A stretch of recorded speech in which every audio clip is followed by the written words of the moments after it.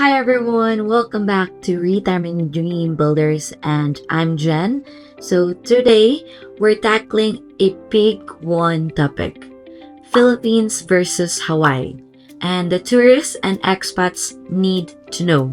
So we're just not looking at pretty beaches, tourist postcards. We're digging into what actually matters if you're planning a retirement long-term move. So we're going to talk about visas, healthcare, cost of living, taxes, lifestyle, and even natural risk. So stick with me, guys, because what you learn today might flip your decision about where to spend your retirement years.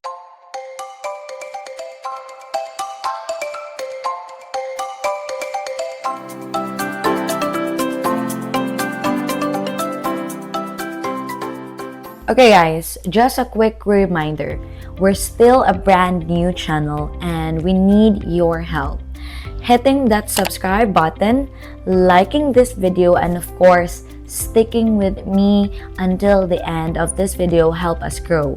And in return, you'll keep getting inside details you won't find in glossy brochures. Now let's start with residency and visas.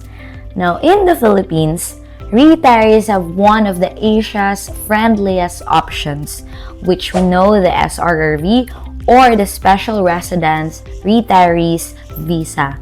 Now, depending on your pension status, the deposit can be as low as 10,000 US dollar.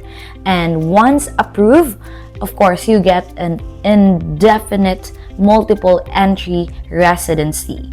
No endless visa runs, no constant renewals. Now, in Hawaii, guys, if you're an American citizen, there's no immigration hassle. It's the US. So basically, moving there is simple as booking a flight. But for non-US citizens, the bar is much higher since immigration falls under US federal law. Now, how about taxes on retirement income? Now, here is a major budget breaker.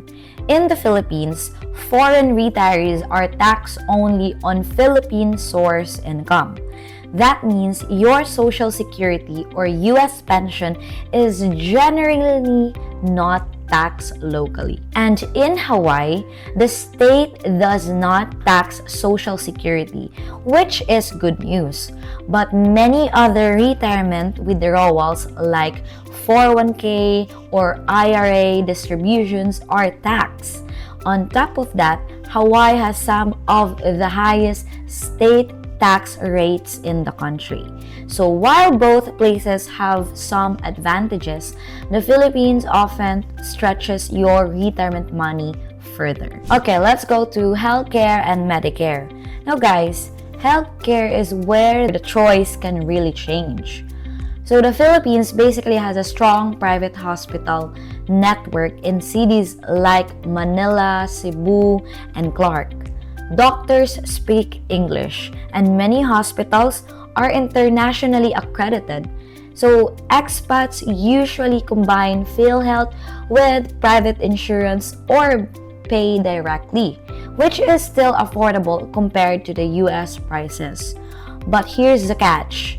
Medicare doesn't usually cover you abroad, or it doesn't cover you abroad. So if you're an American relying on Medicare, it won't work in the Philippines. Okay, Hawaii, on the other hand, consistently ranks among the top states for healthcare. Now, Queen's Medical Center in Honolulu is nationally ranked and Medicare works seamlessly. So if you're tied to Medicare, Hawaii gives you that safety net. Okay, how about the cost of living and housing in these two countries? Now let's talk about cost of living, especially housing, because that's where the difference really hits. So in the Philippines, rents are far more flexible depending on location. In upscale areas of Manila like Makati or BGC, a one-bedroom condo usually runs around 450 to 700 US dollar a month. Sometimes higher if you want luxury amenities, but if you step outside the big hubs into quieter cities like Dumaguete, Iloilo, or provincial towns, and you'll often find modest apartments in the 200 to 350 US dollar range. Even in larger homes, guys, can be surprisingly affordable compared to Western standards. Now, in Hawaii, guys, it's a whole different ballgame. The average one bedroom in Honolulu goes for about 1,600 to 1,800 US dollar a month. And if you're looking at bigger spaces or prime neighborhoods, you're easily paying for 2,500 to 4,000 US dollar or more. And that's just rent. Groceries, utilities, and dining out are basically the most expensive in the US, so the costs stack quickly. So property rules. Basically, ownership is also works differently.